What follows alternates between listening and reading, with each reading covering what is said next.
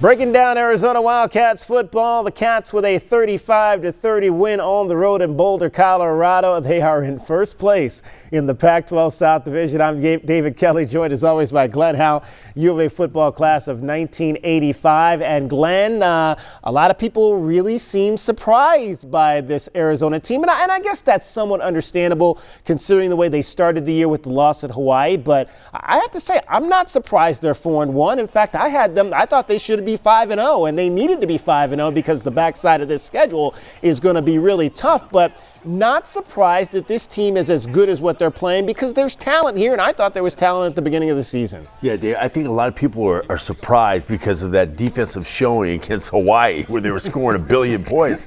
But you know what? Our defense has gotten incrementally better every single game.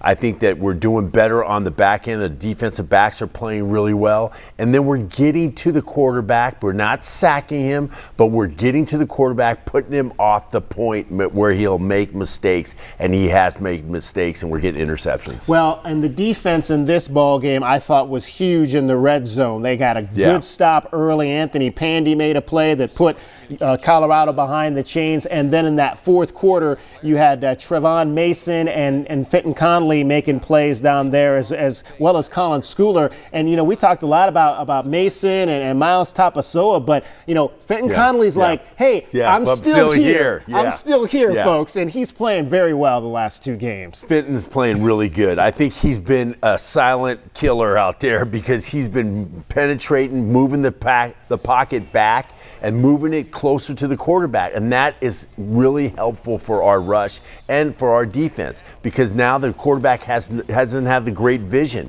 And I think that, you know, all these guys, just think of all the names that we're talking about. We're talking about 10, 11, 12, 13 guys that we're talking about that are making plays on the defense.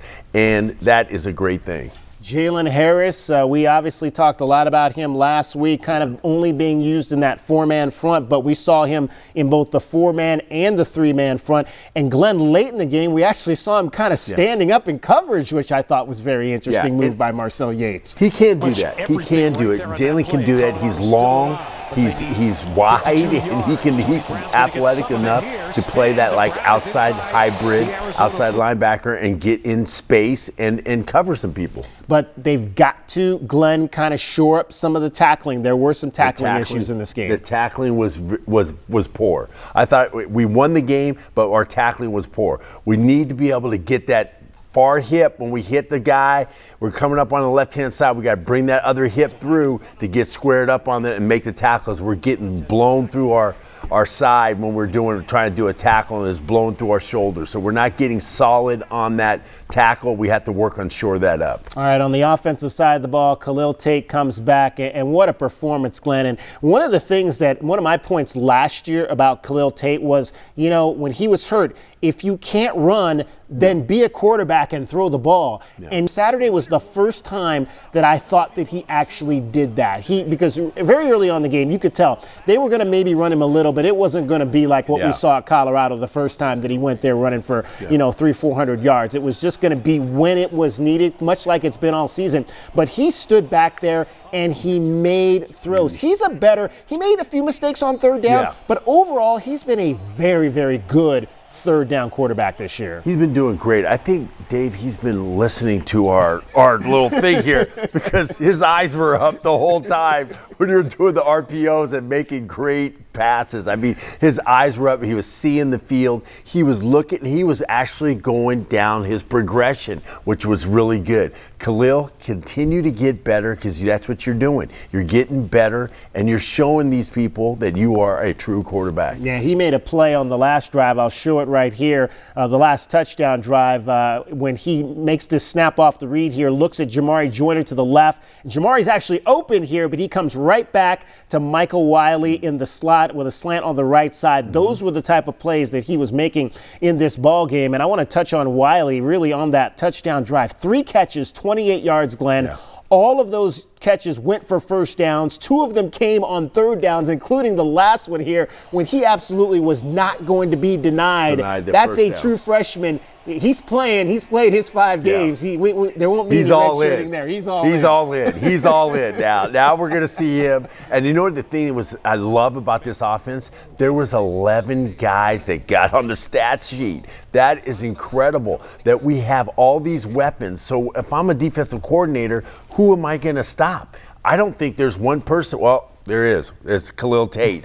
But if you after that, who do you stop? You got running backs. You got different running backs you got to stop. J.J. Taylor. You got Brightwell. You got all these different guys. And then now you have Tilford. So it's great to see these guys developing, and this is what we want to have at University of Arizona football program is guys developing and getting better. Well, I am a little bit perplexed, Glenn, with the running game the last 2 games, under 100 yards, only 83 in this particular ball game here.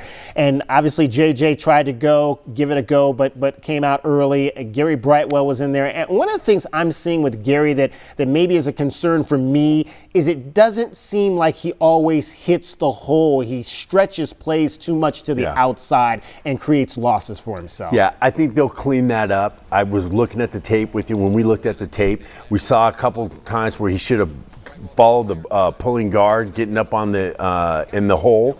And, you know, sometimes you have a bad game, okay? We'll look at the film, adjust, make your vision, do your things, and make your adjustments and play better the next game. And I think that's what he'll do. And because what I think I'm really seeing from this offense is an ability to adapt as they've gone along this season. 2 weeks ago, we were talking about a 19-play drive where they ran, 19 in a row? And then Saturday, they come out in the second half and they throw 6 straight passes to score a touchdown. So they found an ability, I think, to adapt to their circumstances very well. Hey, if we can't run the ball, then we're going to go back there and we're going to throw it and we're going to make plays. Whether we have to kind of throw it to the outside, get the ball to Castile or Jamari or some of those kids, to Tavion on the outside, and let them essentially run the ball once they have it. If I'm a defensive coordinator in the Pac-12, I'm getting a little nervous about playing Arizona because, you know what? Who do I stop? Where am I going to go stopping the run game so that Khalil can throw for 400?